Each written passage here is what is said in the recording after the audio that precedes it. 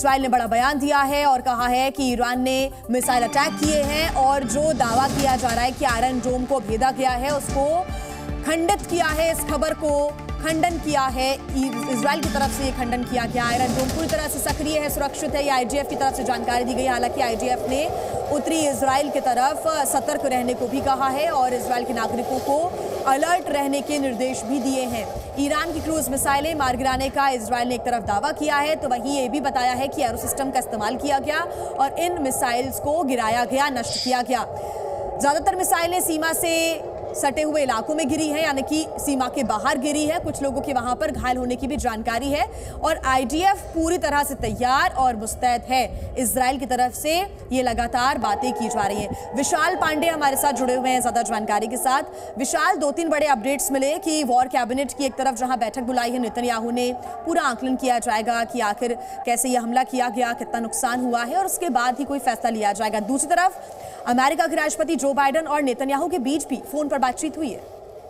विशाल, देखिए जी हाँ, बिल्कुल। अमेरिका के राष्ट्रपति जो बाइडेन और इजराइल के प्रधानमंत्री बेंजामिन नेतन्याहू के बीच में फ़ोन पर बातचीत हुई है और जो ताज़ा हालात हैं इस वक्त पश्चिम एशिया के, जिस तरह से ईरान ने इजराइल पर हमला किया है, इन तमाम मुद्दों को लेकर बातचीत हुई। क्योंकि इजराइल लगातार पिछले 6 महीनों से हमास के साथ युद्ध में है और इन सब के बीच में उसे रह कर लेबनान की तरफ से जो हिजबुल्ला संगठन है उसकी तरफ से लगातार चुनौती मिलती रहती है। उत्तरी इजराइल में वहाँ से भी हमले होते रहे हैं और इजराइल बार बार यह आरोप लगाता रहा है कि इन सब हमलों के पीछे ईरान रहा है, ये उसका एक प्रॉक्सी वॉर रहा है। लेकिन आज जब ईरान की तरफ से यह हमला किया गया है तो ऐसे हालात में इस बात की पूरी संभावना है कि इजराइल की तरफ से जवाबी कार्रवाई जरूर की जाएगी। थोड़ी देर पहले आईडीएफ की तरफ से यानी इजरायली डिफेंस फोर्सेस की तरफ से एक बयान जारी कर यह कहा गया है कि surface to surface missile launch किया गया है ईरान की तरफ से इजराइल पर। हालांकि उन सभी मिसाइल्स को इजरायली सीमा के बाहर ही नष्ट कर दिया गया। जो इनका एरियल डिफेंस सिस्टम है वो लगातार काम कर रहा है। यह दावा आईडीएफ यानी इजरायली डिफेंस फोर्सेस की तरफ से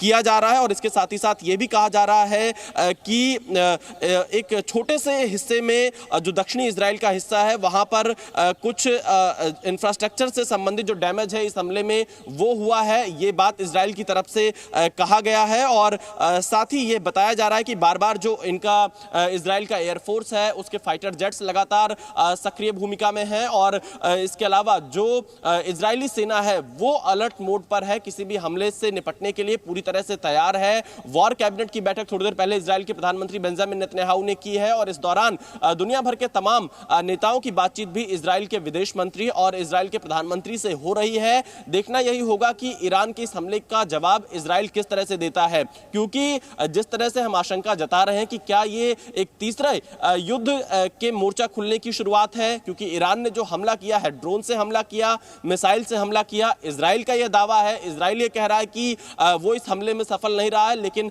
यह हमला ईरान की तरफ से जरूर किया गया है तो जवाबी कार्रवाई भी करेगा। लेकिन अब आप देखिए आसपास के जो इलाके हैं, जॉर्डन ने अपना एयर स्पेस पूरी तरह से बंद कर दिया है, लेबनान ने अपना एयर स्पेस बंद कर दिया है, इजराइल ने अपने एयर स्पेस को फिलहाल बंद रखा है। तो ऐसी स्थिति में देखना यही होगा कि ईरान पर अब इजराइल किस तरह से जवाबी हमला करता है, क्योंकि आप देखिए कल ही एक खबर सामने आई थी इजराइल से संबंधित एक कंपनी से संबंधित जो शिप थी। बिल्कुल विशाल, आप हमारे साथ जुड़े रहिएगा, आपसे जानकारी हम लेंगे। हमारे साथ दीपक बोहरा जी जुड़ गए हैं, पूर्व राजनयिक हैं।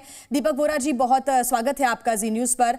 आप देख रहे हैं कंडीशंस ईरान और इजराइल के बीच, सर क्या कहना चाहेंगे आप अभी, क्योंकि ऐसा लग रहा है कि इजराइल अगर अटैक कर देता है, जवाबी कार्रवाई करता है तो ये तीसरा विश्व युद्ध होगा। आभारी हूँ, आज सुबह सुबह आपके साथ जब बात करता हूँ बहुत कुछ सीखने को मिलता है। Thank you, you are really brilliant. अभी जो ईरान का क्या है लॉजिक, मैं क्यों जंग ये कर रहा हूँ, आपको याद होगा मैम कि ईरान का जो कॉन्सुलेट है सीरिया डमास्कस में, एम्बेसी के साथ की बिल्डिंग है, उस पर हमला किया था। तो अंडर इंटरनेशनल लॉ अगर किसी भी देश का दूतावास होता है वो उस देश की टेरिटरी होती है और फिर ईरान ये कह रहा है कि आपने मेरी टेरिटरी पर हमला किया, अब मैं आपके ऊपर हमला करने लगा हूं। तो ये उनका लॉजिक है। वैसे काबुल में भी हमारे दूतावास पर हमला हुआ था, लेकिन हमारा लॉजिक ये नहीं होता। ईरान जो है इस समय बहुत गुस्से में है और अपने आप को बहुत कमजोर महसूस कर रहा है, क्योंकि इजराइल ठोक रहा है हमास को, हिजबुल्लाह के साथ उसका हो रहा है प्रॉब्लम। तो बिल्कुल ईरान सर, को आप ये मालूम नहीं कंडीशंस है बता रहे हैं, कि- विस्तार से इन कंडीशंस के बारे में मैं आगे समझूंगी आपसे। आप प्लीज बने रहिएगा हमारे साथ। मैं माफी के साथ आपको रोकना चाहूंगी। आगे आपसे पूरी अपडेट्स हम लेंगे। विशाल पांडे हमारे साथ जुड़े हुए हैं। साथ ही आपको यह भी बता दें कि ईरान की तरफ से हमला किया गया और अब इजराइल भी लगातार जवाबी कार्रवाई के मूड में नजर आ रहा है। इस बड़ी खबर पर जी न्यूज की नजर है। आप बने रहिएगा हमारे साथ। जी न्यूज।